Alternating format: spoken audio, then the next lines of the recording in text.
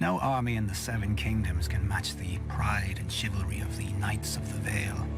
After all, they were the first true knights in Westeros. The Knights of the Vale were originally the Knights of Andalos, an eastern nation whose people invaded Westeros thousands of years ago. From the sea, the Vale seemed to the Andals an ideal new home. A wide, fertile valley isolated from the rest of Westeros and its kingdoms by a great mountain range. The first men who held it, moreover, were sparse and divided, and waded into battle with bronze axes and armor that couldn't match Andal horses and steel. But what the first men lacked in weaponry, they made up for in ferocity. Finally uniting behind King Robar Royce, the first men smashed the Andals in battle after battle, reclaiming the Vale and pushing the invaders back to the sea from whence they'd come. Learning from the first men, the remaining Andals united behind a leader of their own. Not a king or a lord, but a knight who'd been born in the Vale and knew it as well as the first men. Sir Artus Arryn, known as the Falcon Knight. The armies of the First Men and the Andals met beneath the Giant's Lance to decide the fate of the Vale. Sir Artus had many more mounted knights than the First Men, who preferred to fight on foot. But the First Men had seized the high ground, digging trenches in front of their ranks and lining them with sharpened stakes smeared with offal and excrement.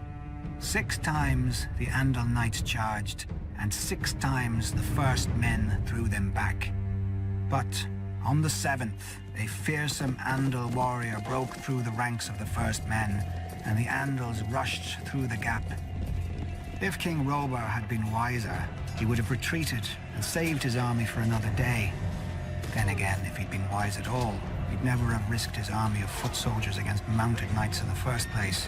When King Robar saw the falcon helm of Sir Artus across the field, he wagered that the Andals would break if they lost their leader, and rode hard for the Falcon Knight. The singers paint a pretty picture of the battle. The king in flashing bronze armor, the knight in silvered steel. But the duel lasted no longer than a verse of the songs, for King Robar had taken a Valyrian sword off a dead Andal lord, and it sheared through Sir Artus' helm much like a bird's wing through the air. As the Falcon Knight tumbled to earth, King Robar thought he'd won his desperate gamble. Then he heard the trumpets behind him.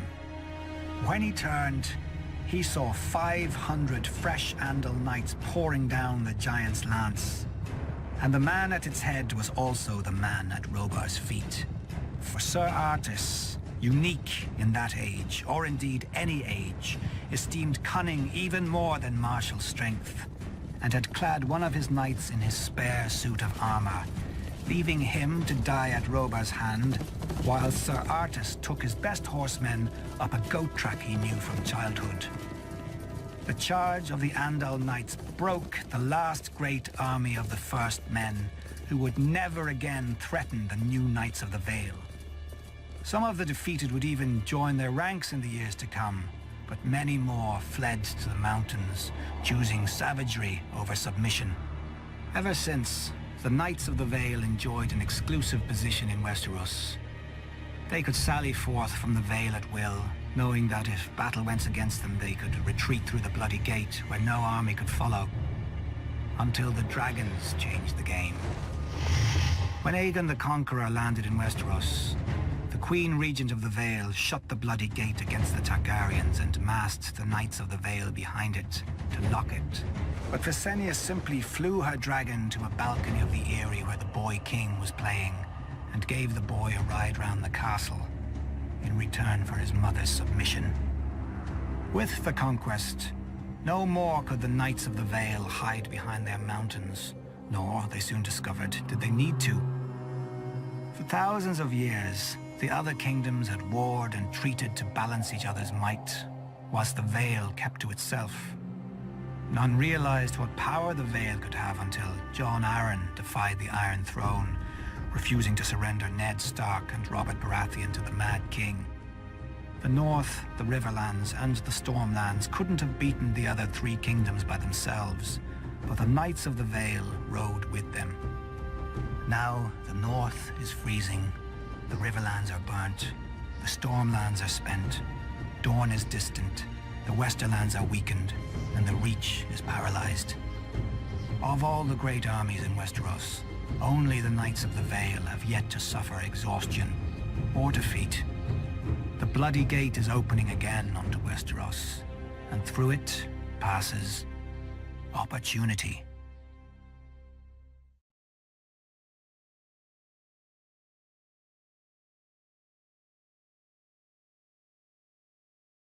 All across the Iron Islands, men sit around driftwood fires and drink to the old way. When the Ironborn were feared, wherever the waves were heard. When our strength was in our ships, not our stories. I don't blame them. Drinking to the old way is easier than living it. Our ancestors took to the sea because the Iron Islands are shit without the crops that grow from it. 30 cold, wet rocks off the coast of Westeros, and a dozen more clustered around the lonely light deep in the Sunset Sea.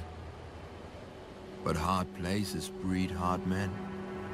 The first men feared the sea. They had walked to Westeros, and even their fishermen never left sight of shore. I wish I could have seen the face of the first watchman to see our ships climb over the horizon. He was not the last. No matter how dark the night, or how high the waves, come dawn our prows cut through the morning mist and struck the beaches and riverbanks. Before the sun reached its height, we vanished again into the sea. Our longships filled with gold, food, scared children and sobbing women. For thousands of years, the Ironborn reaped up and down the Sunset Sea, driving the men of the Greenlands far inland, or into walled castles where they paid us tribute. In the depth of winter we feasted, while the men who had planted and harvested crops starved. Their sons worked our mines, and their daughters warmed our beds. The stories claim that the Old Way died with Herne the Black and his sons at Harrenhal. Our ships and axes were no match for Aegon's dragons, so our ancestors bent their steel into fishhooks and our kingdom into villages, and started telling the red tales around the fire of how we used to be strong, and how one day we would be so again. Generations later, a young boy listened to them. Dalton Greyjoy, the wild young heir to Pike, was rowing at 5 and reeving at 10 in the Basilisk Isles with his uncle. By 14, Dalton had sailed as far as Old Geese, fought in a dozen battles, and claimed 4 soft wives. In his 15th year, he avenged his uncle's death in battle, but he took a dozen wounds and emerged from the fight, drenched head to heel in blood. From that day forth, men called him the Red Kraken. During the Dance of Dragons, the Red Kraken picked the side that was fighting the Lannisters, and fell upon the Westerlands while the Lannisters were up at war. Casterly Rock itself proved too strong, once the Lady of the Castle barred its gates. But the Ironborn burned the Lannister fleet, and sacked Lannisport, carrying off gold, grain, and hundreds of women and girls, including Lord Lannister's favorite mistress, and all his bastards. The Red Kraken now ruled the Sunset Sea as his forebears had, and his longships again brought the Old Way to the coast of Westeros. But then the war ended, and the mainland armies came home. The Iron Throne commanded the Red Kraken to stop reeving, and when he didn't, a mistress opened his throat as he slept. While his son squabbled, the Lannisters sent their soldiers to the Iron Islands. Thousands of men, women, and children were put to the sword, and scores of villages and hundreds of longships were put to the torch. The glorious return to the Old Way had lasted almost 2 years. My brother vowed to return us to the Old Way as well. He sat on the salt throne and sent our reavers to the shores of Westeros, just as he remembered from the stories he heard as a child. An old way for an old man, But while he listened to the stories, I lived them. It was never the old way to me. It was the only way.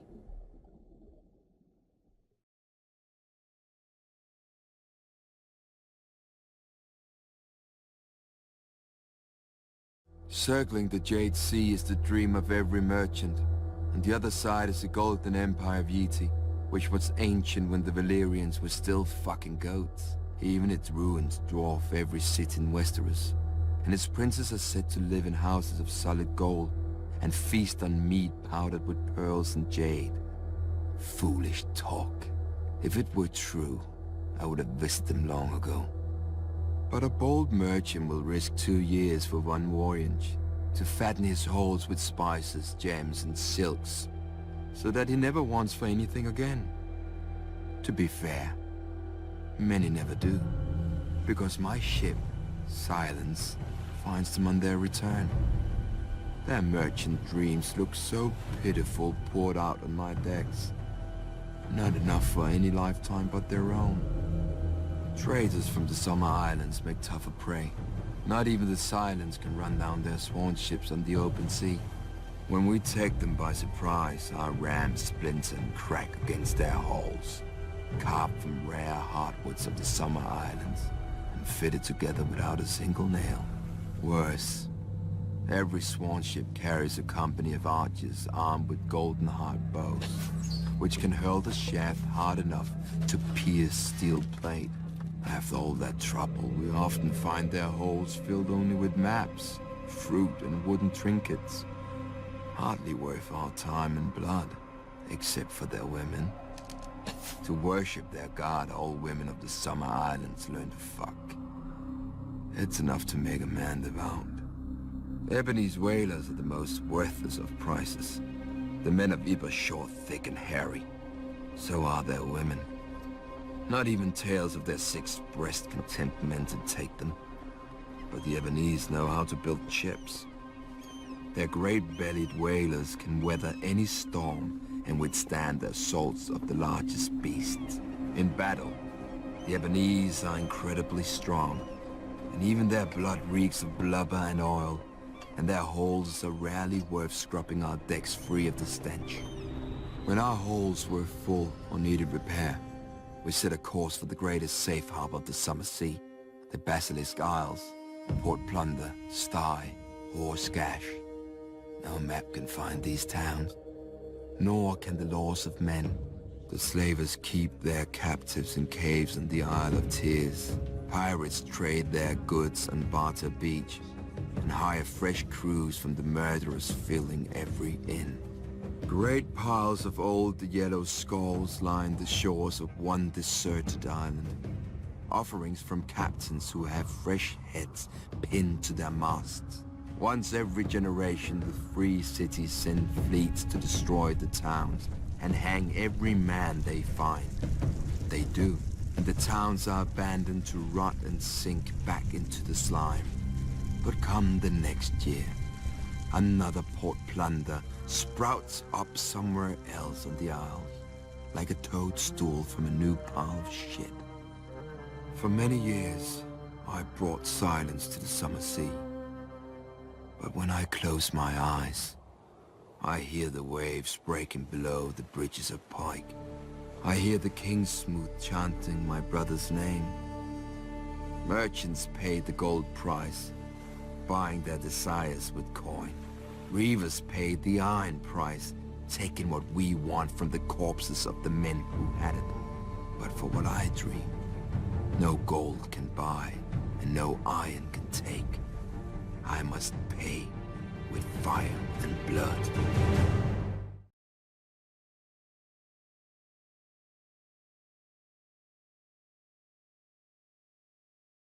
War did not come to Westeros with men. In the dawn of days, the children of the forest fought the giants. But neither race sought to destroy the other, or lay claim to the continent. They couldn't.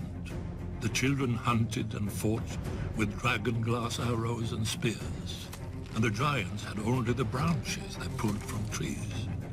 Nor could both races fill more than one of the 7 kingdoms of today.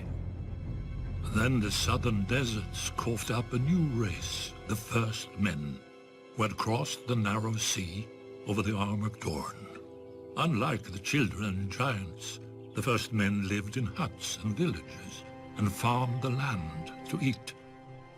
And there were so many. As the numbers swelled, men needed ever more fields and timber.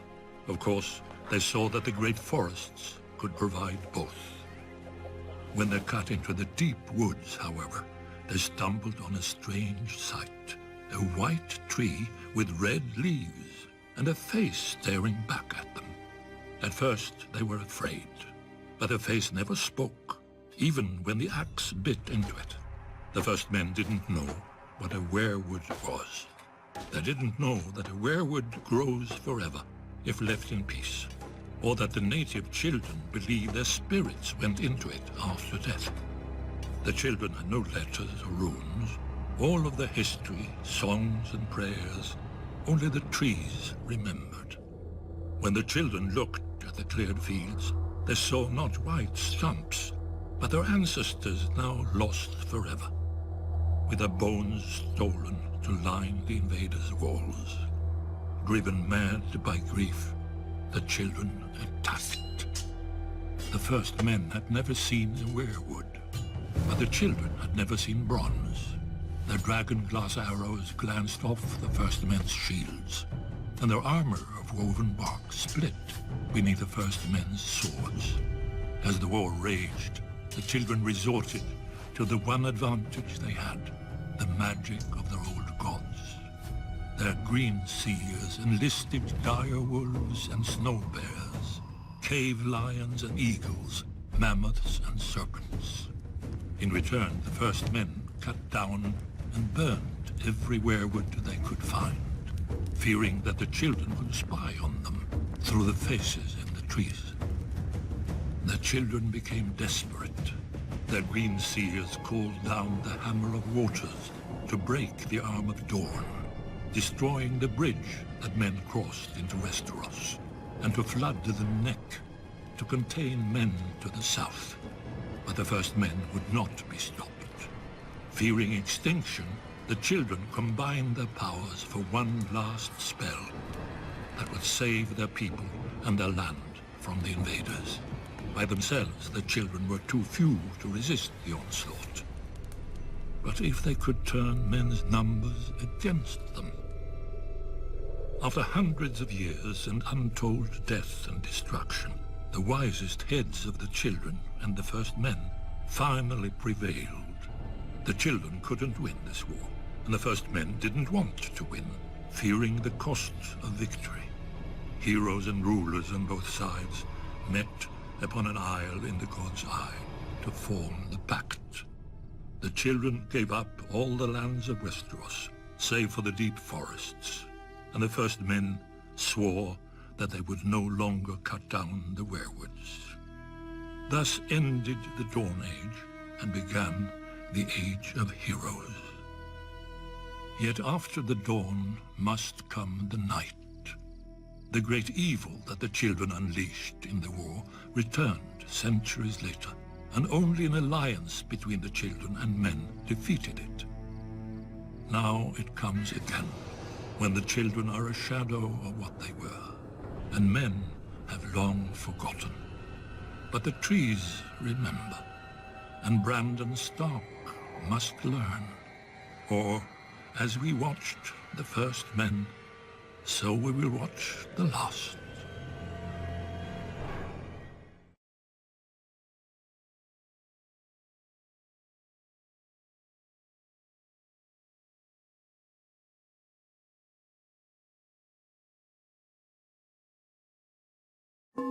Men called me the Spider long before I came to Westeros. As a young thief in Pantos, I seemed to have 8 hands, each dipped into a stranger's pocket. But the other thieves didn't appreciate my skill, and they had size and strength that I couldn't match. When they discovered why, I was beaten and told that a eunuch boy doesn't belong in the streets, but in the brothels, as any slaver would know. I managed to escape them, and took to sleeping in the sewers by day and prowling the rooftops by night. Barely one step ahead of starvation, much less slavery. Then I met Illyrio Mopatis. He was a Braavo who lived by his sword, but his mind was sharper than his blade. I proposed an arrangement. I would spy on lesser thieves and steal their takings. Illyrio would offer help to the thieves' victims, promising to recover their valuables for a fee. Soon every honest man knew to come to Illyrio, whilst the city's cut purses sought me, half to sell me what they had stolen, and the other half to slit my throat. Sadly for them, Illyrio needed my throat more than he needed theirs. Most thieves, like most men, are fools who think no further than turning a night's plunder into wine. Luckily, as the other thieves had reminded me, I was not a man. Nor were those I hired with the gold we earned. I chose the smallest orphan boys and girls, the ones who were as quick and quiet as me, and taught them to climb walls and slip down chimneys. My little birds left the shiny trinkets for common thieves, and instead stole letters, ledgers, and charts. Secrets are worth far more than silver or sapphires. Later, I taught my little birds to read the letters themselves and leave them where they lay, so no one would know of our intrusion. Illyrio and I grew so rich that Illyrio wed a princess of Pentos, whilst whispers of my talents reached the ears of a very anxious king across the narrow sea, who did not trust his son, nor his wife, nor his hand. Nor should he have, as I told him once I arrived and raised more little birds. They thought it the most amazing game to discover all the secret tunnels through the Red Keep and listen to all the whispered secrets from within the castle walls. I often wonder what became of my little birds once I left King's Landing. Most likely they returned to Flea Bottom, or worse, grew up. One day I'll hear their song again. Until then, well, the world never lacks for orphans. Little birds sing in the west, and little birds sing in the east, and a harpy flies into a spider's web.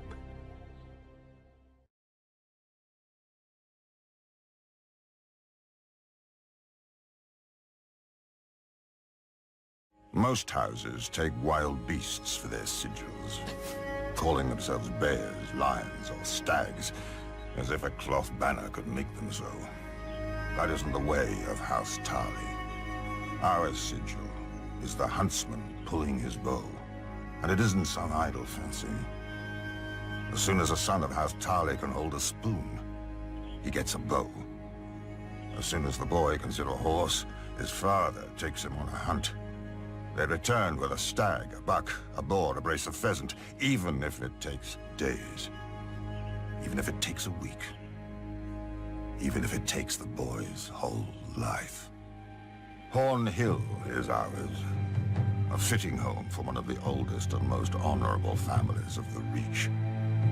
Legend has it that Harlan the Hunter and Herndon of the Horn, two sons of Garth the Greenhand, raised the castle in the Age of Heroes, and shared a home and a wife for 100 years.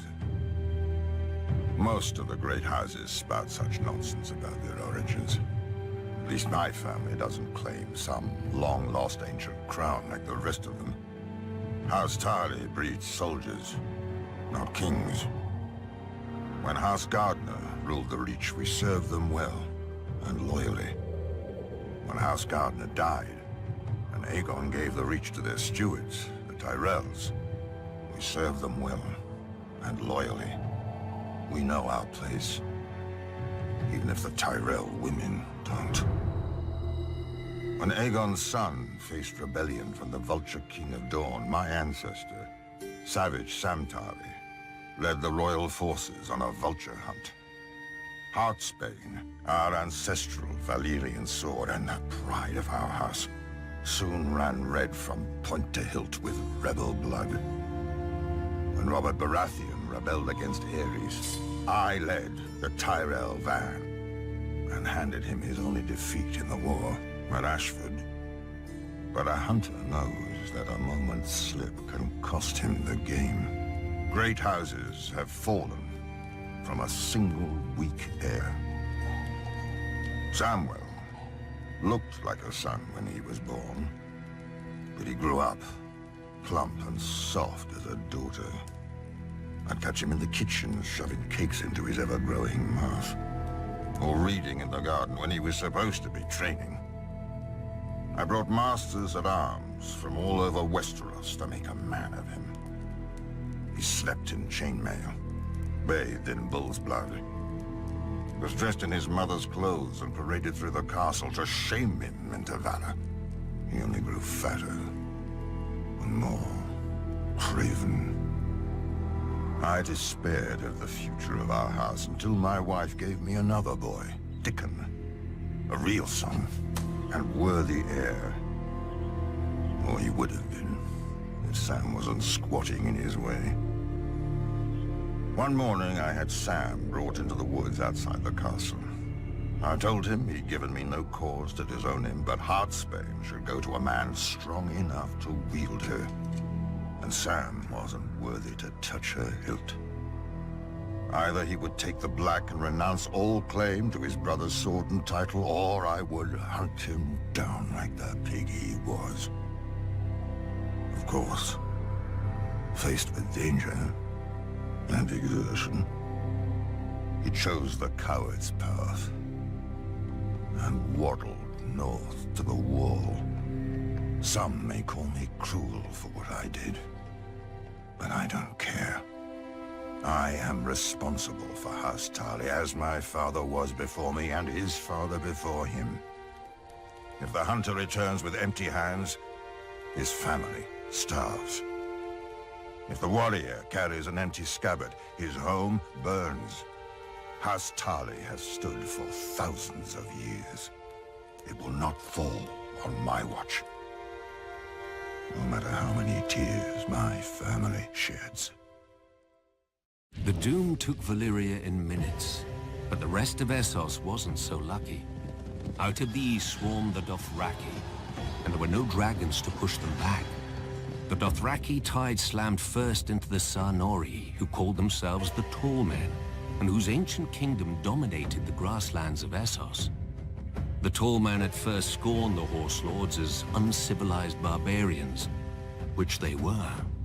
But Khal Mengo had united all of them into one Khalasar with one aim: to trample the world beneath their hooves and take other peoples as their herd. One by one, the cities of the Tall Men were overwhelmed. Still, they wouldn't unite against the Dothraki. Many didn't believe the tales of the rare survivors. No army could move so fast or strike so quickly. They didn't know that the Dothraki live in the saddle and have such command over their horses that they seem to have 4 legs, not 2. Where most archers fire from foot, the Dothraki fire from horseback. Charging or retreating, it makes no matter, they are just as deadly. But the Dothraki prefer close combat, howling for blood as they ride down their enemies with their araks, and there were so many of them. When Khal Mengo's son, Khal Moro, laid waste to the waterfall city of Sathar, renaming it the Place of Wailing Children, the Tall Men finally realized their peril. Led by a High King, they assembled a great army to break the Khals once and for all, and met the Dothraki on what would ever after be known as the Field of Crows. The 4 Khals commanded almost 80,000 horsemen between them. The Tall Men had 100,000 foot soldiers, 10,000 armored riders, 10,000 light horsemen, and 6,000 scythed chariots. As battle was joined, the earth-shattering advance of the Tall Men's chariots smashed through the center of the Dothraki horde, the spinning blades on their wheels slicing through the legs of the Dothraki horses. When one Khal went down before them, cut to pieces and trampled, his Khalasar broke and fled. The chariots thundered after the fleeing horsemen, and the High King and his armored riders plunged in after them, followed by their foot soldiers waving their spears and screaming in victory. But it was a trap. The Dothraki were not fleeing, as the Tall Men realized when the Horse Lords suddenly turned their horses and unleashed a storm of arrows. 2 more Khalasars swept down on the Tall Men's flanks, but another attacked them from the rear, cutting off their retreat. Completely encircled, the High King and his mighty hosts were destroyed.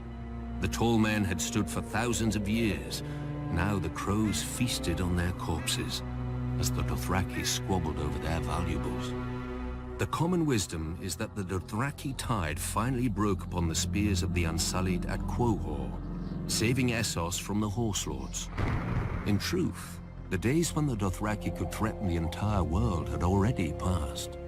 The great Khalasar forged by Khal Mengo had splintered into a dozen hordes after the death of the last great Khal, and the riders had resumed their petty feuds. The grasslands of Essos are now called the Dothraki Sea, but no more nations drown in it.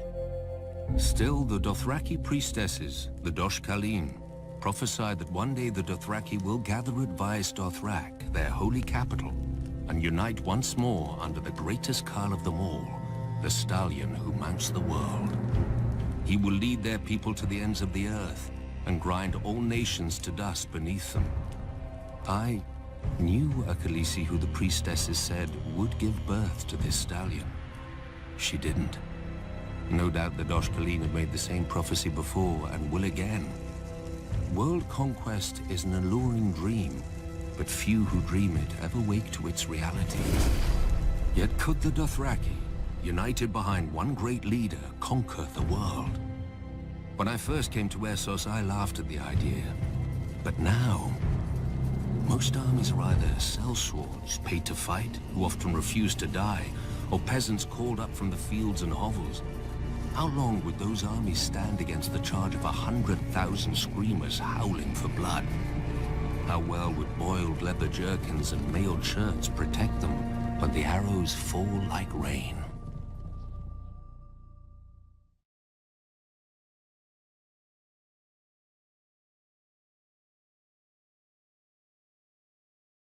Years ago, in the height of summer, my father told my brother and me a story. He only told it once, and he refused to speak of it ever again. When he was a young man, in the year of the false spring, a great southern lord held the largest tourney Westeros had ever seen, in the largest castle Westeros had ever seen.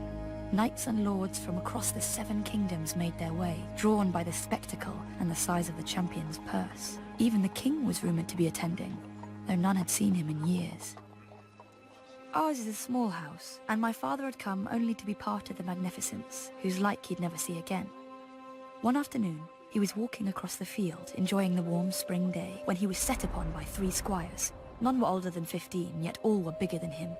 This was their world, as they saw it, and he had no right to be there. They snatched away his spear and knocked him to the ground, cursing him for a frog-eater. Every time he tried to rise, they shoved him down and kicked him when he curled up on the ground. But then they heard a shout. "That's my father's man you're kicking!" howled the she-wolf. Lyanna Stark, the young daughter of Lord Rickard Stark, Warden of the North and my father's liege lord. Lyanna laid into the squires with a tourney sword, scattering them all. My father was bruised and bloodied, so she took him back to her tent to clean his cuts and bind them up with linen. There, he met her brothers, Wild Brandon, who led them, the quiet Eddard, and Benjen, who was the youngest of the 4. That evening, there was to be a feast in Harrenhal to mark the opening of the tourney, and Lyanna insisted that my father attend, as he was of high birth with as much a right to a place on the bench as any other man. She was not easy to refuse, this wolf maid, so my father borrowed suitable clothes from Benjen and went up to the great castle. Under Harren's great roof, my father ate and drank with his fellow Northmen. A black brother beseeched the knights to join the Night's Watch, to snickers and smiles. Prince Rhaegar sang a song so sad that it brought tears to Lyanna's eyes. But when Benjen teased her for it, she poured wine over his head. Lord Baratheon drank down a night of skulls and kisses in a wine cup war. My father remembered a beautiful woman with purple eyes, who danced with Sir Barristan Selmy and several others. As the end of the evening approached, Brandon Stark asked her for one more dance on his shy brother's behalf, and so Eddard Stark shared the last dance of the celebration with Lady Ashara Dane. Abruptly, the hall went quiet. The Mad King had come after all, and was now entering the hall with his Kingsguard. He hadn't left the Red Keep in years, and none could believe the state of him. His long yellow fingernails, tangled beard, and ropes of unwashed, matted hair made his madness plain to all. nor was his behavior that of a sane man. For in the blink of an eye, he could go from hysterical laughter to weeping to rage. But when he commanded Sir Jaime Lannister to kneel before him and swear the oath of the Kingsguard before half the lords of the realm, a cheer burst from the crowd. For Sir Jaime was much admired for his courage, gallantry, and skill with a sword.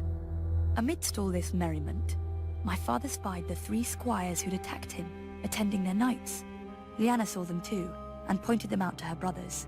"I could find you a horse and some armor that might fit," Benjen offered. My father thanked him, but gave no answer. Our people sit a boat more often than a horse, and our hands are made for oars, not lances. Much as he wished to have his vengeance, he feared he would only make a fool of himself and shame his people. Eddard had offered my father a place in his tent that night, but before my father slept, he knelt on the lake shore, looking across the water to the Isle of Faces, and said a prayer to the old gods. The next day in the tourney, the 3 knights whose squires had beaten my father unseated their opponents and earned a place among the champions. But late in the afternoon, as the shadows grew long, a mystery knight appeared in the lists. He was short and clad in ill-fitting armor cobbled together from different suits. On his shield was painted a heart tree of the old gods, a white weirwood with a laughing red face. The mystery knight dipped his lance before the king and rode to the end of the lists, where the 5 champions had their pavilions. You can guess the 3 he challenged. Whoever the mystery knight was, the old gods gave strength to his arm. All 3 knights fell before him. None were well loved, so the common folk cheered the Knight of the Laughing Tree, as the new champion was soon called. When his fallen foes sought to ransom their horses and armor, the Knight of the Laughing Tree's voice boomed through his helm and told them, "Teach your squires honor. That shall be ransom enough." Once the defeated knights chastised their squires sharply, their horses and armor were returned. And so, my father's prayer was answered. The king was furious. In his madness, he suspected a traitor in his midst. Perhaps even the newly made Sir Jaime Lannister, whom he had already sent back to the Red Keep. That night, the king asked Lord Robert Baratheon to take to the lists and unmask the mystery knight, declaring him no friend of his. But the next morning, when the heralds blew their trumpets and the king took his seat, the Knight of the Laughing Tree had vanished. All they ever found was his painted shield, hanging abandoned in a tree. My father's tale ended here. He never spoke more of Harrenhal, though he must have seen Prince Rhaegar's victory. Some whispered that Prince Rhaegar himself had arranged the entire tourney in secret, as a way to gather the great lords and address his father's apparent madness, perhaps even remove him from the Iron Throne. But when I asked my father about this, he only shrugged sadly. What Rhaegar intended, none can say, but all know what he did.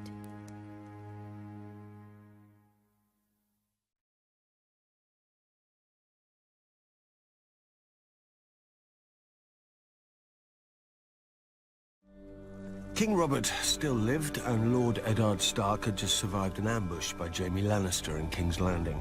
We were the King's men, charged by the King's hand to bring the King's justice to the false knight Gregor Clegane, who was raping and murdering the King's subjects in the Riverlands. To be honest, I cared more about the King's cellars, but I joined Lord Beric for the adventure. And maybe a grateful milkmaid or two. Ser Gregor isn't called the Mountain because of his subtlety, yet he took us by surprise at the Mummer's Ford. He'd hidden his men on both banks, and as we crossed, he fell upon us from the front and rear. I saw a single blow from his sword take a man's arm off and kill the horse beneath him. Many of us, though, were simply ridden down and drowned. The survivors spotted my damn red cloak and rallied around me, and we cut our way free. 100 men we'd been that morning. By dark, only 40 were left, and Lord Beric looked to make us 39 before morning. I drew a foot of lance from his chest and poured boiling wine into the hole it left, but I knew there was no hope. When his light failed, I shut his eyes, placed my hands on his cold chest, and mumbled a half-remembered blessing over his body, because he was my commander and my friend, and I didn't know what else to do. Then, I felt his heart thud beneath his breast. His body shuddered as the fire of life rekindled inside it. I used to joke that I became a red priest because the robes hid the wine stains, but the wine itself hid an unbelieving heart. When Beric's eyes opened, so did mine. I fell to my knees and praised the one true God and begged forgiveness for my ways. I don't know if the Lord heard me, but when dawn came, Beric was still alive and stronger than he'd been. He told us that our war hadn't ended at the Mummer's Ford, but begun, and that every fallen brother would be avenged. We were so few, though, that all we could do was harry the Lannisters' rear. Luckily, all they could do was kill Beric. A Lannister mace shattered his helm and skull. A noose snapped his neck after he surrendered himself to save a beekeeper and his wife. The mountain's dirt pierced his eye through his visor. After each time, I stood over his corpse and prayed to the Lord, and the Lord brought him back. Then we heard that Robert was dead, and Lord Eddard too. We'd been sent by the King's hand to deal with outlaws, but now we were the outlaws, and Lord Tywin was the hand of the King. Some wanted to yield, but Beric wouldn't hear of it. We were still King's men, he said, and these were the King's people the Lions were savaging. If we could not fight for Robert, we would fight for them, until every man of us was dead. We'd lost the King's banner at the Mummer's Ford, but then the countryside was awash with sigils and armies anyway. We became the Brotherhood without banners. Beric led us in battle, and I led us in prayer, and the Lord of Light led us in everything. When the heralds proclaimed the end of the War of the Five Kings, none of us thought of yielding. Our war wasn't over. The generals had gone home, but the soldiers stayed. Either they had no homes to return to, or they'd gotten a taste for other peoples. The Brotherhood was the people's only defense. We became the brothers of murdered siblings, husbands of murdered wives, and fathers of murdered children, led by a murdered man. Once we sought to bring the King's justice to the realm. Now we bring the Lord's, or at least we try. The North is the oldest and largest of the Seven Kingdoms, but House Stark has not always held it. When Bran the Builder raised Winterfell and founded our line, we were vassals to the Barrow Kings, who claimed descent from the First King and thus dominion over all the First Men. But after the Long Night, it was our house who built the wall and set the Night's Watch to guard the realms of men, whilst our king sat in his barrow. My ancestors eventually revolted, waging what singers call the 1,000 Years' War, to free our lands. Other families joined us, recognizing that the North is a cold and hard land and needed a king who served its people before himself. Finally, the last Barrow King bent the knee, and House Stark became the Kings of Winter. Yet we were kings in name only, for by then the North had fractured into petty kingdoms, and my ancestors would struggle to unite it again for thousands of years.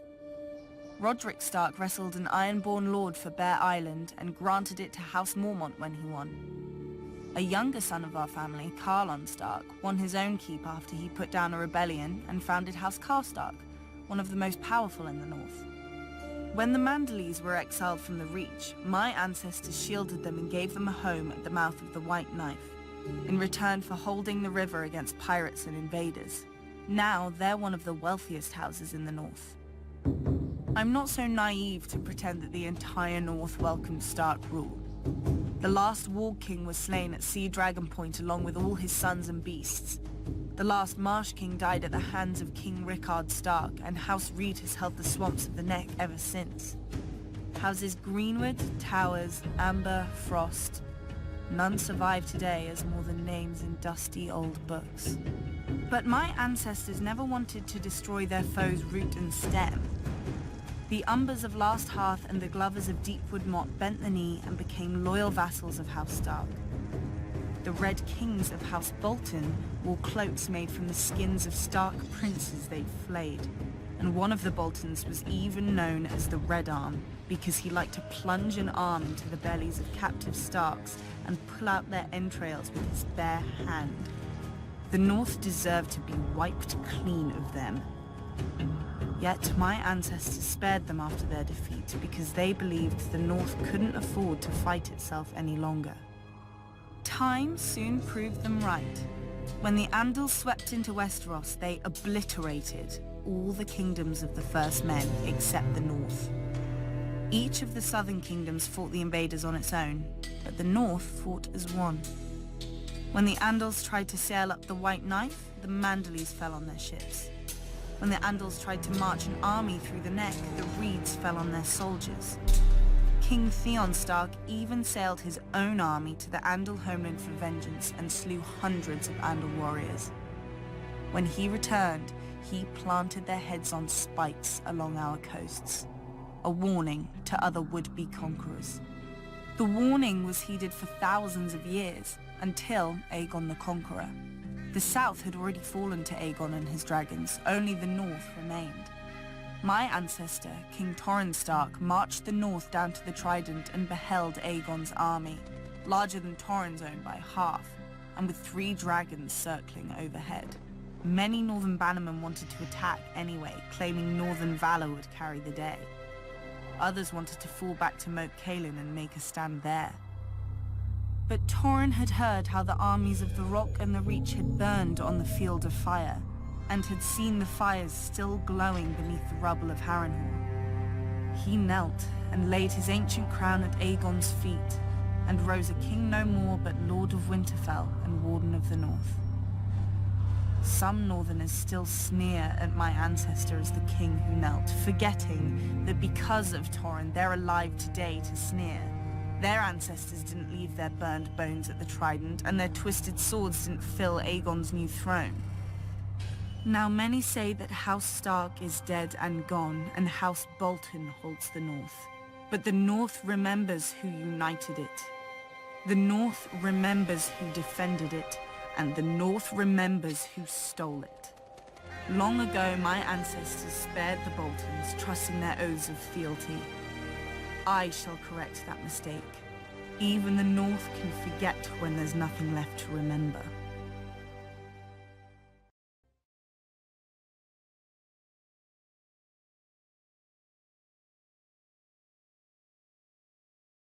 In the long and glorious history of men butchering each other, we riverfolk make the best meat. How else can you explain why anyone would stay in a land of constant carnage for thousands of years? If it wasn't the first men killing the children of the forest here, it was the Andals killing the first men and then each other. Even when the Riverlands finally united behind the kings of House Justman, the unusual silence of peace attracted the Storm Lords, Westermen, and those bloody Ironborn to try and take our grain, gold, and women. The problem is, and has always been, that the Riverlands have no natural defenses. Unlike the North, we don't have the neck to keep invaders waist-deep in muck. Unlike the Vale, we don't have mountains with narrow passes easily defended by stable boys with slings. Unlike Dorne, we don't have a blazing sun and, well, the Dornish. My ancestors may have had a funny taste in sigils, but they knew one thing. If you plan on staying in the Riverlands, you'd better have a strong castle. My ancestor, Axel Tully, bright man that he was, realized that most soldiers can't swim, and raised his castle of Riverran where the Red Fork and the Tumblestone rivers meet. He built right up to the water on each side, daring attackers to force a crossing. If they wore armor, they'd drown. If they didn't, our archers would feather them from the battlements as they paddled. An army could still assault Riverrun from the west, however, so my ancestors dug a wide moat along our western wall, connecting the rivers on either side of the castle. When any would-be conquerors showed up, we opened a series of gates and flooded the moat, transforming Riverrun into an island fortress with enough stores to last years. As the invaders starved in their camps, they'd watch us fish off our walls, just for variety.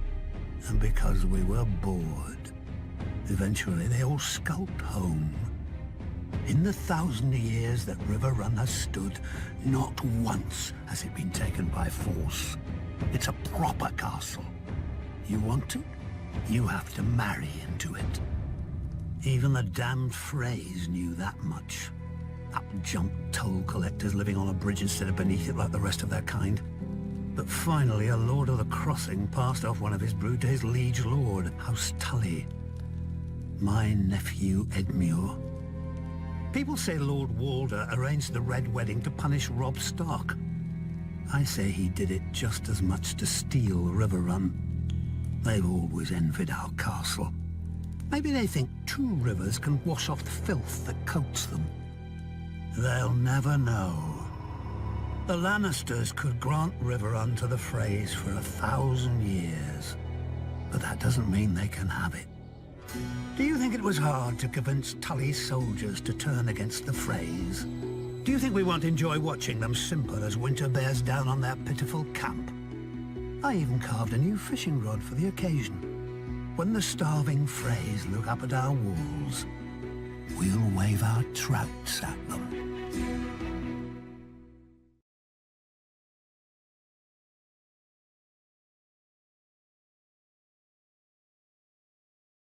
As a boy, even I dreamed sometimes of being not a Stark of Winterfell, but a Dane of Starfall. Legend has it that the Dornish founder of House Dane followed a falling star to where it hit the ground, and there he raised his castle. A fantastic story, I know, but House Dane has a relic to prove it. Dorne, the most famous sword in Westeros. Forged from the fallen star's cold heart, and as strong and sharp as Valyrian steel. Many houses have ancestral swords passed from father to eldest son, like my own family's ice. But Dorne doesn't pass to the Lord of House Dane by right. To wield Dorne, a knight of their house must first be deemed worthy. It doesn't matter if he's the Lord, a younger brother, or a distant cousin. If none are found to be worthy, the blade stays on the mantle in Starfall until the next generation. But Dorne hasn't rested there often. From House Dane have risen some of the greatest warriors in Westeros. Vorian Dane, who was a king and the greatest knight in Dorne before he was defeated by Nymeria. Because of his honor and his prowess, she sent him to the wall in golden fetters and took his heir as her husband. Joffrey Dane, who answered Aegon the Conqueror's demand to submit by invading Aegon's 7 kingdoms and marching an army to the gates of Old Town, where Aegon had been crowned. And the greatest of them all, Sir Arthur Dane, the Sword of the Morning. During the reign of the Mad King, a band of outlaws calling themselves the Kingswood Brotherhood terrorized the forest outside of King's Landing. Every force sent after them either returned empty-handed or vanished into the woods, never to be seen again. The king was furious and dispatched Sir Arthur of his own Kingsguard to deal with the threat. Sir Arthur didn't put the villagers to the question or set fire to the woods to smoke out the Brotherhood, as other forces had done. He paid the small folk for the food his men ate, brought their grievances to the king, even won them the right to take a few of the king's deer during the autumn. The forest folk had looked to the outlaws to defend them, but Sir Arthur did more for them than the outlaws could ever hope to do. When a villager led Sir Arthur and his knights to the outlaws' secret camp, the Brotherhood, to their credit, didn't flee. One of their leaders, the Smiling Knight, was a madman. Cruelty and honor jumbled together, but he didn't know fear, not even when Sir Arthur drew Dorne before him. Soon the outlaw's longsword had so many notches that Sir Arthur stopped to let him fetch a new one. The robber knight chose another and then asked for Dorne. Sir Arthur replied, "Then you shall have it." The Smiling Knight never smiled again. The mad fool. Dorne is just a sword. Sir Arthur was the true steel. Strong, brave, and loyal to a fault. He would never have aided Rhaegar's abduction of my sister if his vows hadn't compelled him. And though we fought on opposite sides, I admired him. When I was younger, I wanted to be him. Every boy did. And I killed him. Not in single combat, but as he was on his knees, a dagger in his back. I'll never forget the look in his eyes. He wasn't angry or betrayed. He'd done his duty to the last, even though he found it dishonorable, and even though he knew what awaited me in that tower. Sir Arthur Dane died the greatest knight who ever lived. After Robert's coronation, I returned Dorne to Starfall. One day, House Dane will raise a worthy successor to Sir Arthur. Until then, Dorne gathers dust above the fire, with the dream of every boy in Westeros.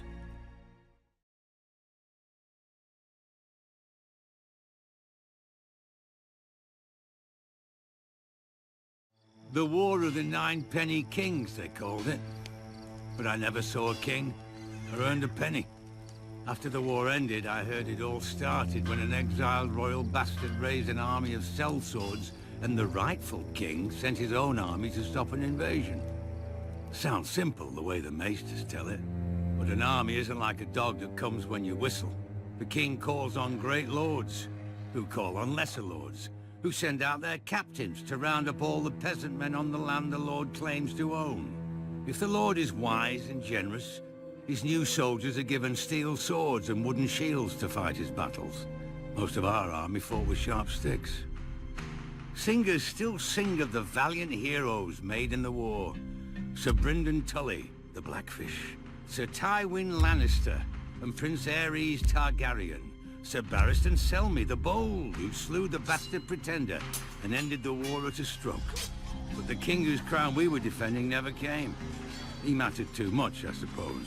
His hand commanded the crown's armies and died valiantly in his son's arms. Or so the singers say. I never saw that either. I did see the soldiers when they came to our village. They declared I was too young to fight, but my brothers and friends were all going and I wouldn't be left behind. My oldest brother said I could be his squire, though he wasn't a knight, just a potboy armed with a stolen kitchen knife. He'd never need it. I saw him collapse on the march from fever, along with many from our village. I saw our shoes fall apart on the road, our clothes rot off our bodies, and half of us shitting our beds from the sickness and fear. And then we got to the war. In the stepstones, I saw a mace cave in my last brother's head. I saw the lord who led us there cut down, and some other lords shout that we were his now. One day I looked around and realized all my friends and kin were gone. I was fighting beside strangers under a banner I'd never seen. Didn't know where I was or how to get home. When a lord rode up shouting at us to form ranks with our scythes and hoes, I couldn't remember which side I was on. Then the knights came down on us, faceless men, all in steel, and the thunder of their charge filled the world. I closed my eyes. Years later, after the war had faded into songs, I opened them again and saw what I had done and what I had become in the war and since. I went looking for a way back home. I know I'll never reach it, but that doesn't mean I don't need a guide.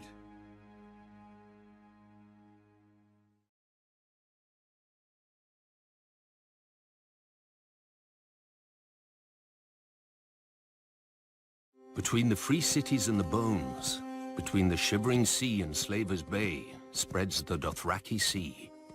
Named not for its waters, but for how freely its conquerors roam upon it. A traveler on the Dothraki Sea will find few villages and no farms, because the Dothraki view it as a sin to cut into their Mother Earth with plows and shovels. And the Dothraki know only one punishment. The closest the Dothraki approach to civilization is Vaes Dothrak. Though to outsiders it doesn't look like a city. There are no walls, because the Dothraki believe only cowards hide behind them, instead of facing an enemy blade in hand. But the Dothraki couldn't do that here either. Within the bounds of the city, no one, not even the mightiest Khal, may carry a blade, by order of the priestesses of the Dosh Khalim. Not that any enemy would be foolish enough to attack the sacred city of the Dothraki in the first place. Two giant bronze stallions rear over the entrance to the city, their hooves meeting in the air to form an arch, the famous Horse Gate. Through it is the God's Way, but the Dothraki drag the sacred idols of the cities and peoples they've broken. Along one side, stone gods look down on you from cracked thrones with chipped and stained faces, their names lost to time.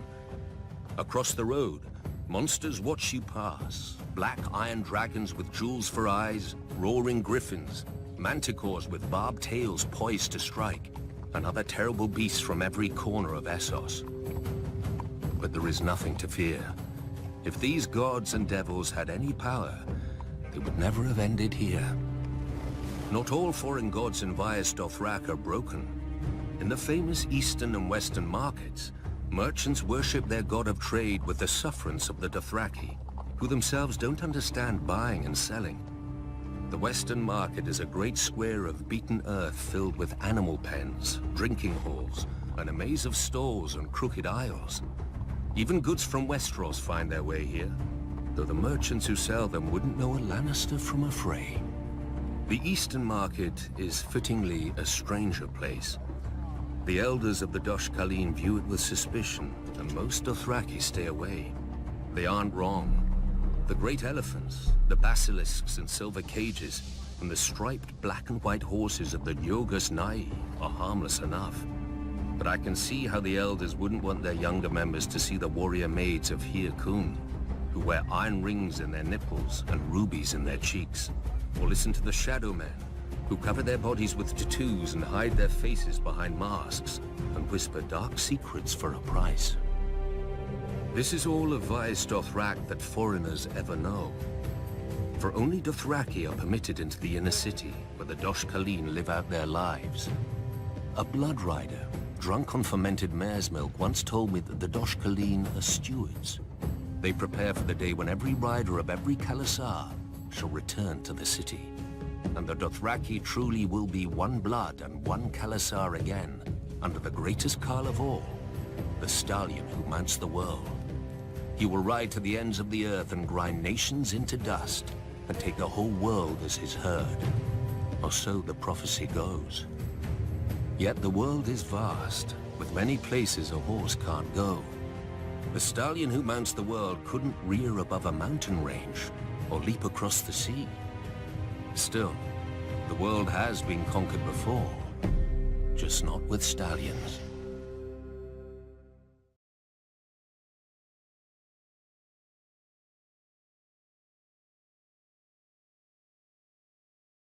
Kingslayer. A word every man and woman in Westeros spits at me, though many can't even name the king I slayed. I understand. To them, I'm a symbol of everything they'll never have and a warning that'll never apply, so they can loathe me from the safety of their small lives. Because when a dog goes mad, we put it down. Why not a king? I was never supposed to be on the King's Guard. Oh, as a boy, I dreamed of the White Cloak like all boys, but I was heir to Tywin Lannister, Hand of the King. If he forbade the tides, the waves would cease. Then I was 15, and my father was congratulating me on my new knighthood in the Red Keep. I wonder if that was the last time he was proud of me. That night, there was a knock on my door, and I opened it to find my sister Cersei disguised as a simple serving girl. I hadn't seen her since my father had taken her to court when she was 12. She had grown up, as had I. She told me that my father planned to marry me off to Lysa Tully, but she could arrange for the king to raise me to the King's Guard so I could stay in the city with her. All I had to do was agree. I made the obvious objections. Our family, our father, Casterly Rock. Until she asked, "Is it a rock you want, or me?" Come morning, she had my consent. I would join the King's Guard for her. I would forswear my lands and title for her. I would forsake our family for her. Soon, a royal raven commanded my father to present me to the king during the great tourney at Harrenhal to say my vows. My father erupted in fury. He could not object openly, but he resigned the handship and returned to Casterly Rock, taking Cersei with him. Instead of being together, Cersei and I exchanged places. Then, everything started to fall apart. At Harrenhal, King Aerys made a great show of my investiture.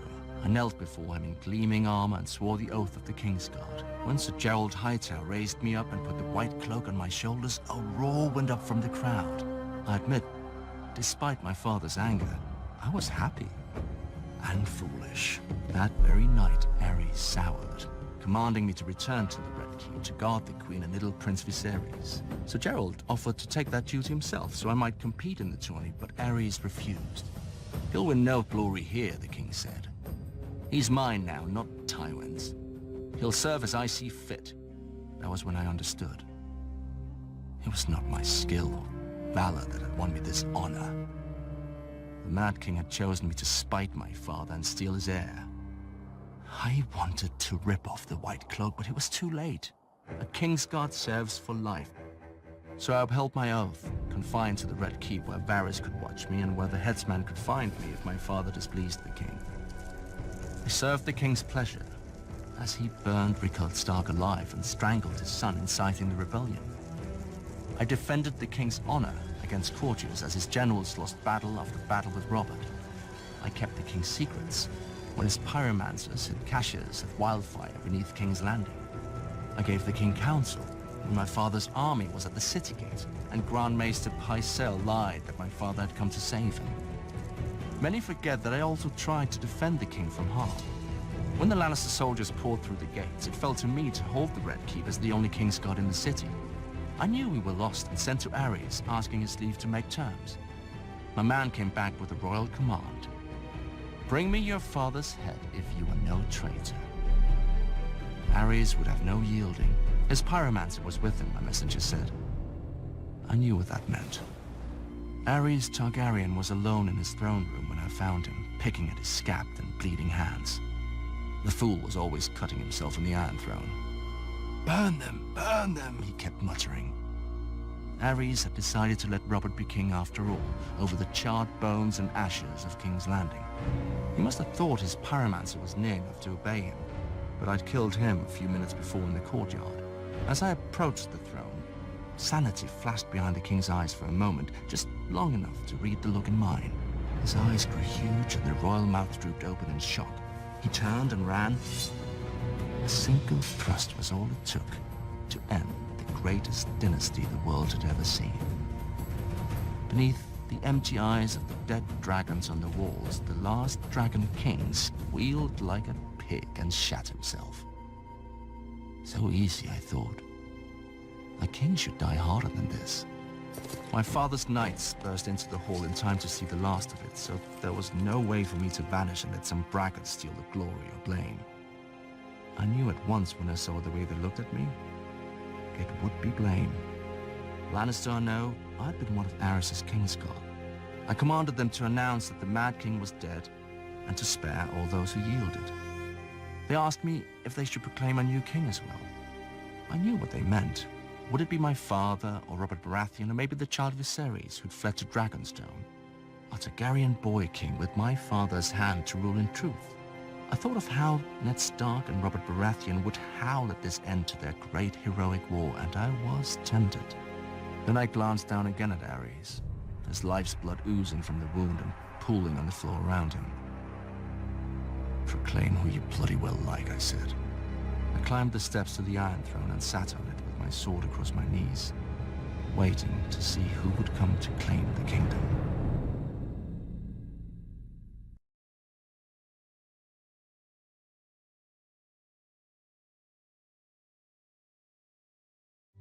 Fire and blood make poor tools, as kings make poor servants.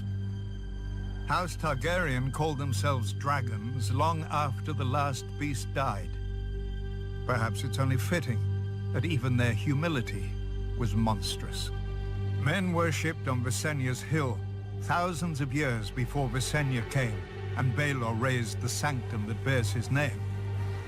The massive dome and towers of the great Sept of Baelor can be seen from anywhere in the city, but not from the vast countryside that paid for it. Its 7 bells can be heard as far as Dragonstone whenever a king dies, but none tolled for the stonemasons, glaziers, and smiths who built it. The great Sept was built to impress upon a man how much greater the gods are than him. A noble goal, and in that it succeeds. Within the main chamber, the sun streams through a 7-pointed star to illuminate the 7 towering over mortals. The crone with her lantern for lost souls, the mother with her welcoming arms, the father with his scales of justice, the maiden with her purity, the warrior with his sword, the smith with his hammer, and lastly the stranger with his shrouded face. Pilgrims cross the Seven Kingdoms to light candles here at the feet of their gods, but these aren't the gods. The Seven aren't encased in stone in the Great Sept any more than the souls of dead kings are in the tombs below it. To steward his monument to vanity, Baelor summoned the High Septon of the Faith from his ancient seat in Old Town and gifted him with ornate robes and a crown of crystal and gold.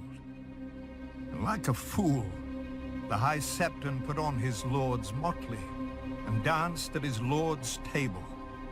And with each passing year, the High Septons fell ever lower. How can the flock be kept safe from wolves when the shepherd sleeps in their den? Baelor himself appointed a simple-minded stonemason, believing him the smith reborn. And when he died, Baelor replaced him with an 8-year-old boy, whom Baelor had seen speaking with doves that answered with the voices of the Seven. Still, the common people revere Baelor as the Blessed. They tell of how he forced a High Lord to wash a beggar's feet, fasted to tame his unnatural lusts, and walked the bone way himself to make peace with Dorne. Many Septons and Scepters even claim that Baelor rescued his cousin, the Dragon Knight, from a snake pit, because no viper would strike a man so pure and holy. A lie. Baelor was bitten 12 times, and was bedridden for half a year. And yet he didn't die, nor did his High Septons ruin the faith. Blessed Baelor's statue may greet men outside the doors, but when men enter the Great Sept, they don't see the gold, or the crystal, or the ambitions of a humble member of a powerful dynasty. They see the gods. They feel awe at the divine majesty and their own insignificance. The gods work through Baelor's pride and vanity as they work through all of us. For the faith is more than a sept. The faith is more than a High Septon, more than all the Septons and Scepters who preach to the living, more than the silent sisters who prepare the dead. The faith is the will of the gods, and we are all its instruments. Kings and beggars, lords and cobblers, lions and sparrows.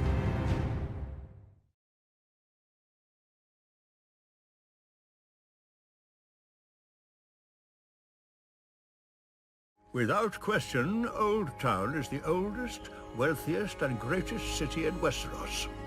Though King's Landing is more populous, and arguably more powerful.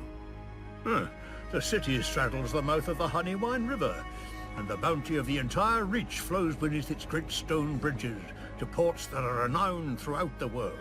Thus we needn't speak more of them. More interesting is the history of the city.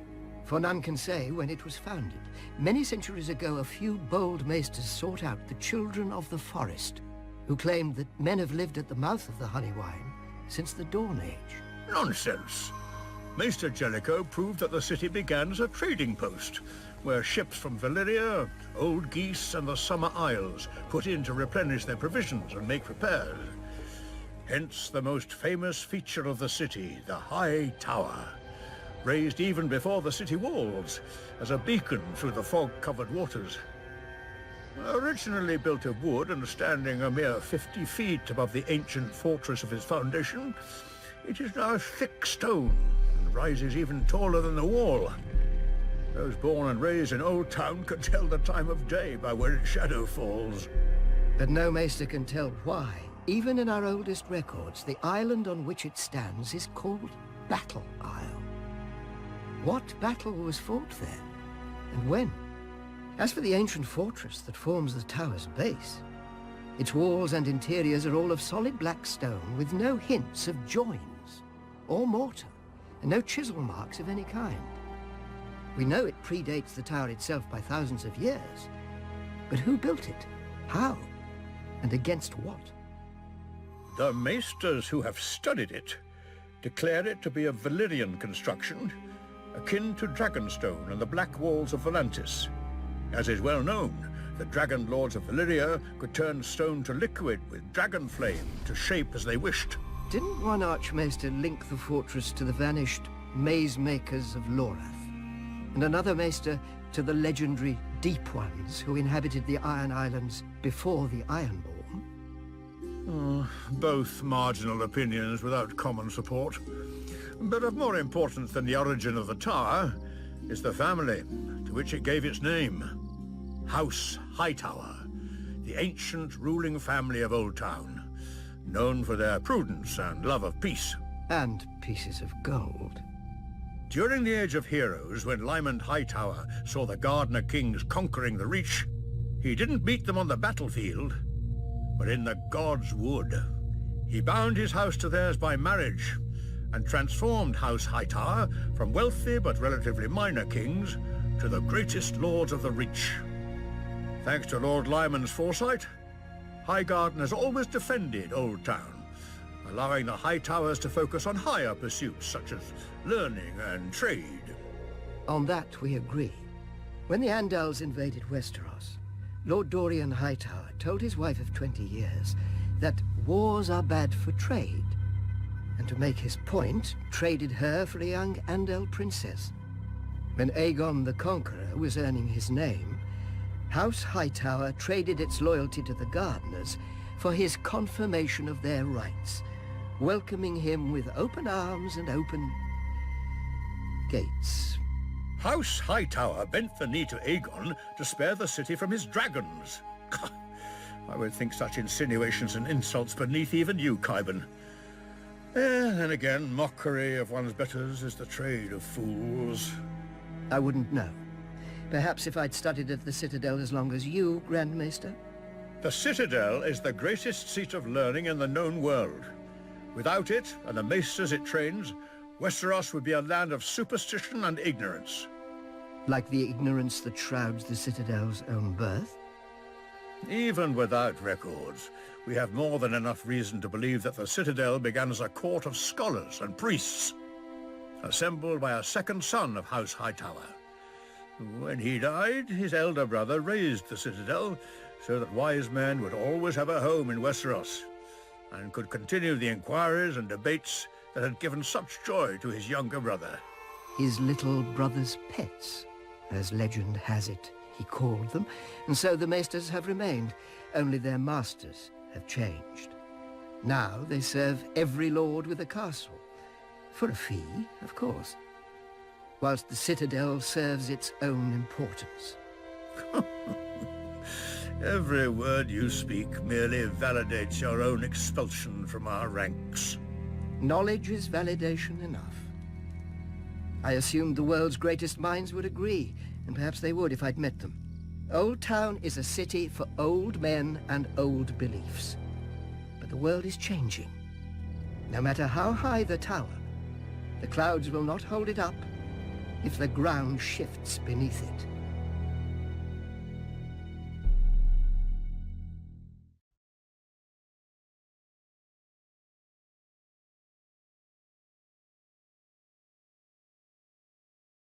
Westeros has 7 kingdoms, but the Iron Islands have hundreds. Every ship on the waves is a kingdom, and every captain on his deck is a king. Mainlanders will bow to a man whose only claim is dropping out of the right cunt. But the Ironborn spend their lives at sea. We know that if a captain is weak, his men drown. If he's foolish, his men drown. But if he's strong, his men carve their names into the world with blood, steel, and song. Any man with a ship may claim the Salt Throne, but the rest of the Ironborn have to give it to him in the King's Smooth. Our priest claimed the first king of the Iron Islands was the Grey King, who ruled over the sea itself in the dawn of days. He took a mermaid to wife, and stole fire from the Storm God, and carved the first ship from a demon tree that fed on human flesh. When he died, his 100 sons slaughtered each other until only 16 remained, since none could overpower the rest in battle They came together and chose the strongest to be their king. And so began the tradition of the Kingsmoot. A good story for children who don't know that grey is what men become after their strength has fled, or that brothers do not easily submit. Over the centuries, the Kingsmoot has raised the greatest of the Ironborn. Corrid Horror, whose word was law whenever men could smell the salt air or hear the crash of waves. He sacked Old Town and defeated the River King, taking 3 young sons as hostages. When their father's tribute was late, Corrid cut out their hearts with his own hand. When the father marched for vengeance, Corrid smashed his army and gave this River King to the drowned god. Harwin Horror, born to a king who had a fleet he didn't sail and swords he didn't blood. As an unruly and worthless youngest son, Harwin was sent away to the east to vanish, and so he did. But when his father died, Harwin returned to the Iron Islands for the Kingsmoot. An elder brother objected, so an elder brother fell off a horse, and at the Kingsmoot no man objected. Harwin launched his father's ships for Westeros and took 10 times the Iron Islands from its weak lords, who never expected to face an Ironborn king as skilled on land as at sea. For Harwin had reaved with Eastern pirates and served with Eastern sell swords and learned more of war than the Ironborn could imagine. After Aegon and his dragons burned our last king, Harren the Black, and broke our armies, the defeated Ironborn chose my ancestor, Rickon Greyjoy, as Lord of the Iron Islands, not king. For centuries after, the Kingsmoot was a joke that the Ironborn didn't get. When a Lord Greyjoy died, the captains would meet and choose his eldest son to succeed him. Of course they argued over it just long enough to show they weren't now like the very mainlanders they despised. Once more we have a true king, my own brother Balon, who had the balls to seize the Driftwood crown, but not the brains to hold it. He is the first king the Iron Islands have had in centuries, and the fool would be the last. The Kingsmoot once chose him over me. They will not have that choice next time.